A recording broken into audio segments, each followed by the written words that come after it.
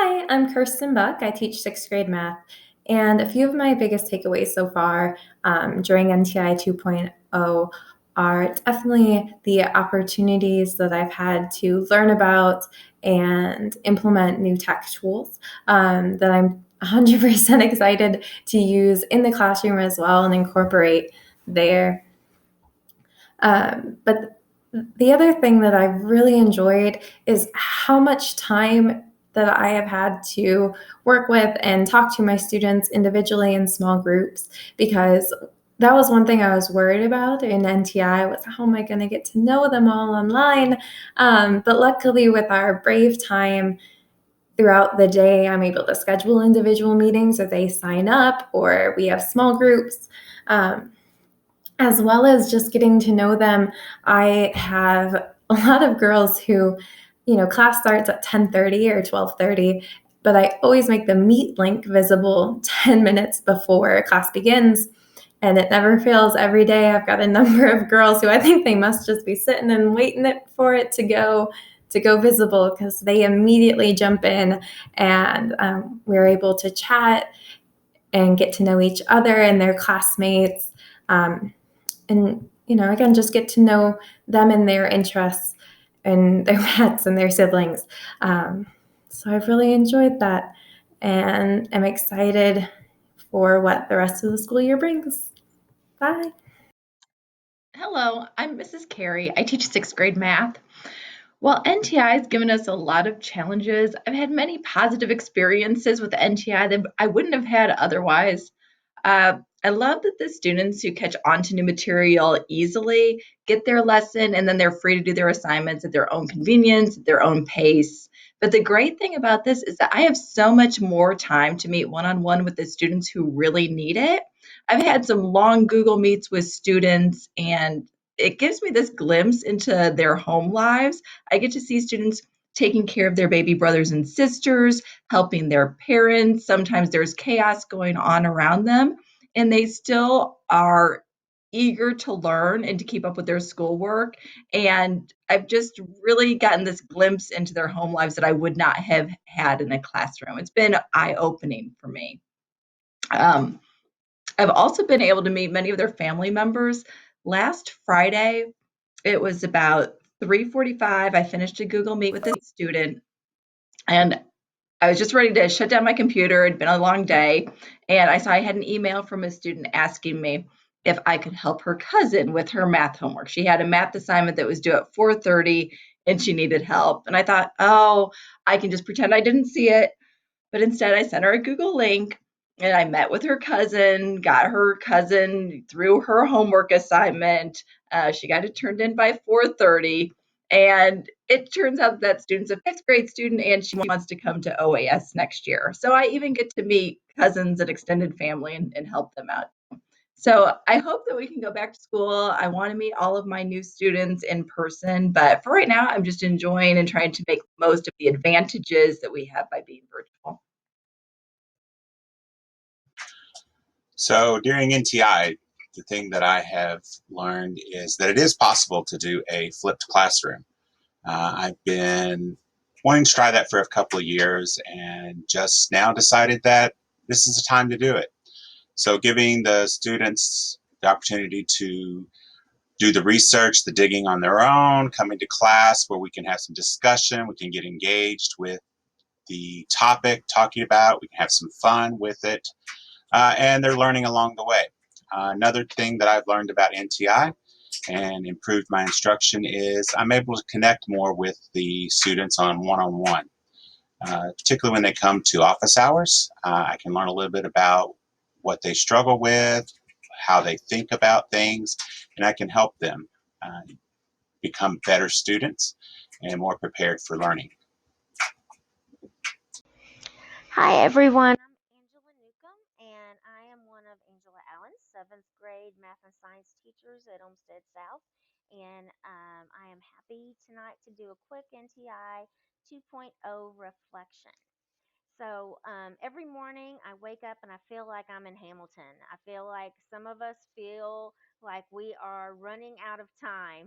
I think it's mainly the math teachers. I'm probably one of the few people in the district. I feel like I have a lot more time. As most of you know, I've been an admin for the past almost 10 years. So hopping back into the classroom this year has been fabulous.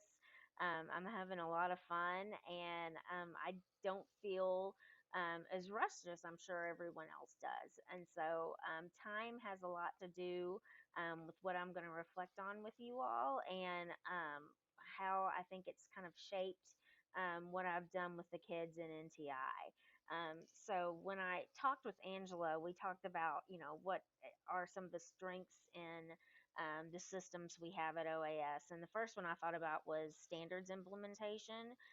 As soon as I started working with PLCs at OAS, I knew right away that standards implementation and standards-based work was one of their core beliefs and a strength that was built within the systems at OAS.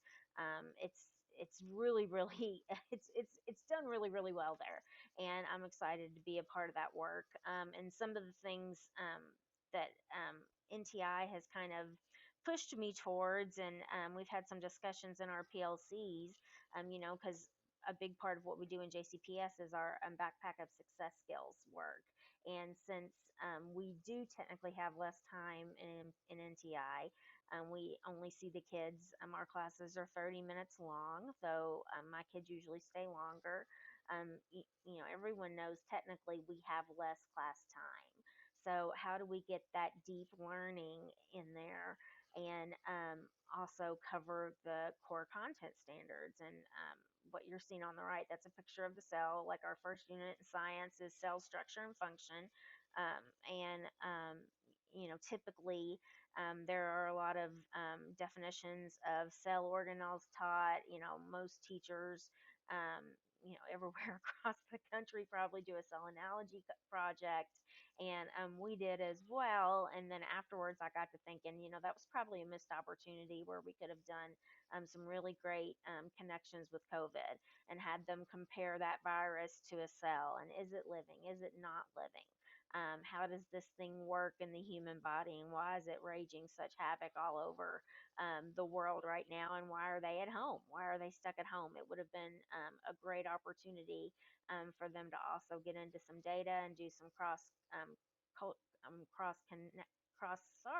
curricular work, and also some racial equity work. So that's something we're still going to pick up and do. But it's pushing us to think, how could we have done that in our regular instruction rather than that have been something in addition to what we were already doing. Another system that has just been amazing at OAS, that has already grown me as a teacher, is just the instructional feedback that we have in place. On the right, you're seeing this was just a quick walkthrough form. It's not unusual for me to get those twice a day. The teachers, the resource teachers, have become friends in our classroom. When they pop in, at first I didn't know they were there because I didn't know how to split my screen and couldn't tell who was in my Google Meet and who wasn't in my Google Meet. But now that I've figured that up, when Miss Schultz or Miss Alabuti show up, or Miss Dee Dee's there, I know and I acknowledge them, and the kids know they're there, and they have just become regular parts of our classroom. And that's really, really great. I know that's something that's very difficult in the brick and mortar building, because as soon as you're walking to a classroom to get in and just, talk with kids and give formative feedback, drama happens and something stops you. So in the virtual world, you can pop in Google Classrooms left and right, and give that feedback. So that's one positive, I think, that comes from this, is just the availability and flexibility to be able to get in there and see good teaching, and for us as teachers to get that feedback from our resource teachers and our administrators. The last thing, the pillars at JCPS are the main reason that I came back here. And one thing I want to really work on when I get back into the building is just prioritizing those backpack of success skills learning experiences and making sure that is just the business we do in the classroom every day, and not something that, oh, we should have done that instead of what we did in class, and really doing forward planning with that, and still making that happen during NTI, not using NTI as an excuse. Well, we can't do that because it's virtual and we don't have all our kids there every day, and excuse, excuse, excuse. I don't want to do that. I want that to be part of the work we do now and part of the work we do when we get back. The other piece, and this is the piece I'm probably most concerned about, how are we going to make this happen when we get back to school? I've got a lot of girls that stay after class a lot, especially at the end of the day, for advisory type work. They like to stay and sometimes talk about random stuff, and sometimes talk about things that are really deep. The day after the Breonna Taylor case broke, they stayed and we had some really deep discussions. They had a lot of questions. Some questions I couldn't answer, but really for me, it was just about, listening and giving them a safe space to talk and share. Because otherwise, who are they going to be able to talk to if their parents aren't home and are at work? And, if they have friend, they need that safe peer friend group as well, to be able to share with, so that they know they're not alone, and their in their fear, and in their concerns. And so, how are we going to do that when we get back to the building, when we have those longer classes, and a little bit less freedom to be able to have those small, more intimate discussions? And the other thing that Angela has done such a stellar job of is being aware of toxic positivity. That has been a term going around on Twitter in my circles a lot, which is basically administrators just, telling everybody to keep it going, keep positive, be positive, and then not providing those supports that teachers need to do the work with kids and to keep their optimism up. And Angela Allen is just a pro at this, because you can't be around her and not be smiling, first of all. And her energy, her enthusiasm, it's real, it's honest. And she also acknowledges the work we do every day. Every day I feel like my work and time are honored, and that is not the same everywhere. I know it's not. So she does a really, really good job with that. And I have to be aware of that too, since I'm in a very happy place now, and I know not everybody else is. So happy Principals Month to all of you. My Bitmoji's giving you many messages, but most of all, know you are essential and know you are appreciated for the work you do. I hope I get to see y'all soon, and have a great day, and